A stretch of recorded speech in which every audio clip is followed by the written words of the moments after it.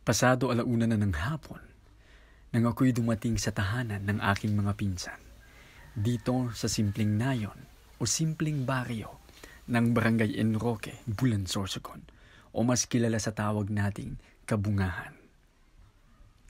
Ayon sa inyong nakikita sa video, naisipan namin ng aking pinsan na magluto ng ginataang saging o mas kilala sa amin na pinakro. Habang natatanaw ang mga bundok na ito at ang luntiang kapalayan, ay siya rin namang pagbalat namin ng saging na ito.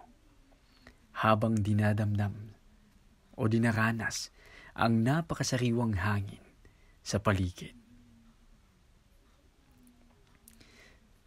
Sa puntong ito, mapagtatanto mo talaga na ang buhay sa probinsya ay napakasimple lang. Walang kapantay, walang kapara. Sa mga ganitong punto rin, maaalala mo yung dating payak na pamumuhay, yung dating panahon na kung maaari lamang ay ibalik sa kasalukuyan. Na habang ginagawa mo yung ganito, nakikinig ka ng radyo, nakikinig ka ng drama,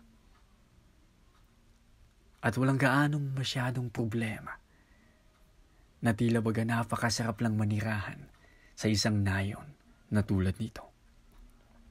Simpleng buhay, simpleng pagkain, simpleng hanap buhay, sa ilalim ng sikat ng araw o sa liliman ng mga puno, ay sinasariwa mo ang kagandahan ng kalikasan at paligid. Sa tagpong ito ng aking buhay, lubha kong na-appreciate masyado ang paninirahan sa probinsya. Lalong-lalo na kung ganitong tanawin nga naman ang bubungad sa iyo, kaibigan. Halos mangangalahati na kami ng aming nabalatan sa puntong ito. At patuloy na ninanamnam ang payak na pamumuhay meron sa nayon na ito. Kasama ang aking pinsan na si Ate Lizelle, inihahanda ko na rin ang panggata na gagamitin namin sa pagluluto. Sa aliwalas ng panahon, kasabay ng mga lunti ang dahon at halaman sa paligid, tila ako'y nasasabik sa lutuing ito. At ito na nga, inihahanda na namin ang mga kakailanganin para isalang sa apoy ang mga saging na nabalatan.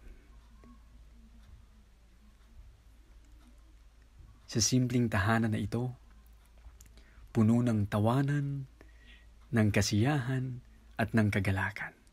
At ito na nga, iba instant na, luto na. So kami nagsama-samang muli sa isang hapagkainan upang mapagsaluhan ang isang pagkain inihanda na may pag-ibig at pagmamahal. Sa muli po, maraming salamat sa pagsama. Hanggang sa susunod na kabanata.